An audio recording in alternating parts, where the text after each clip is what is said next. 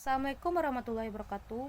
Perkenalkan, saya Nadia Maratilah dengan NIM 2015-073. Baiklah, saya akan bacakan tentang pengertian al-muhakkam dan al-mutasyabih.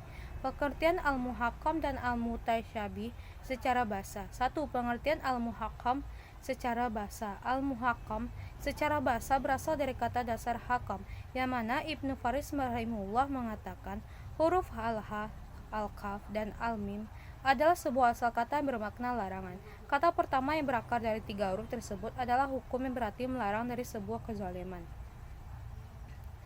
Dikatakan juga, aku menghukumnya dengan begini, jika aku melarangnya untuk tidak menyelisihi sesuatu tersebut. Maka makna hukum pada kalimat di atas adalah melarang, yaitu makna secara bahasa. Dari sini pula tali yang mengikat kepala dan leher binatang dinamakan dengan hakam mahum atau tali kekang, karena berfungsi untuk melarangnya bergerak agar terkendali. Kemudian maknanya berubah dengan bertambahnya huruf alif jika dikatakan ahkam ihkamahan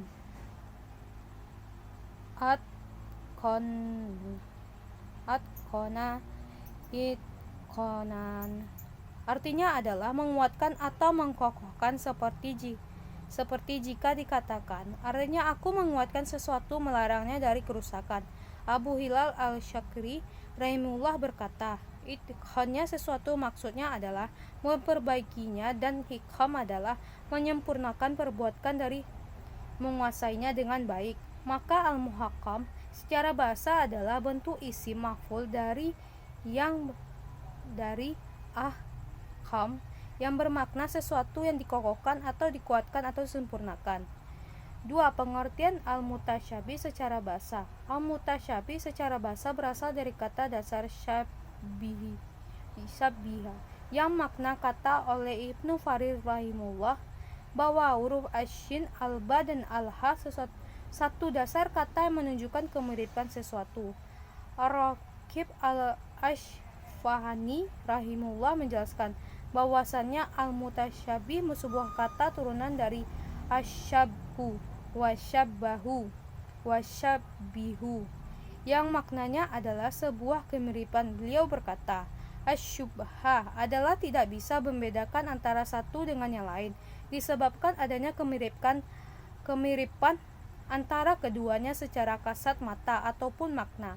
Allah Ta'ala berfirman, mereka diberi buah-buahan yang serupa, maksudnya adalah sebagiannya menyerupai warna, sebagian yang lain bukan rasa atau hakikatnya. Maka al-mutasyabih secara bahasa adalah sesuatu yang memiliki kemiripan suatu dengan yang lain. Baiklah, sekian, terima kasih. Wassalamualaikum warahmatullahi wabarakatuh. Baik, di sini saya akan melanjutkan penjelasan dari saudari Nadia. B. Sikap para ulama terhadap ayat-ayat muhkam dan mutasyabih. Sikap para ulama terhadap ayat-ayat tersebut dibagi menjadi 2 kelompok. Yang pertama, mazhab salaf, yaitu para ulama yang mempercayai dan mengimani ayat-ayat mutasyabih dan menyerahkan sepenuhnya kepada Allah sendiri, atau tafwih illallah. Mereka menyucikan Allah dari pengertian-pengertian lahir yang mustahil bagi Allah dan mengimaninya sebagaimana yang diterangkan di dalam Al-Quran. Di antara ulama yang masuk ke dalam kelompok ini adalah Imam Malik yang berasal dari ulama mutakaddimin. Yang kedua, mazhab khalaf, yaitu para ulama yang berpendapat perlunya menakwilkan ayat-ayat mutasyabih yang menyangkut sifat Allah sehingga melahirkan arti yang sesuai dengan keluruhan Allah. Mereka umumnya berasal dari kalangan ulama mutaakhirin. Sekian, terima kasih. Assalamualaikum warahmatullahi wabarakatuh. Baiklah, di sini saya akan melanjutkan presentasi dari Jumarisa Sintia, yaitu Fatatihus Suwar. Dilihat dari segi bahasa, fatati adalah jamak dari kata fatihah yang berarti pembukaan, sedangkan kata as-suwar adalah jamak dari kata as-surat, sekumpulan ayat Al-Quran yang mempunyai awalan dan akhiran. Jadi, fatawati suwar berarti beberapa pembukaan dari surah Al-Quran atau beberapa macam awalan dari surah Al-Quran.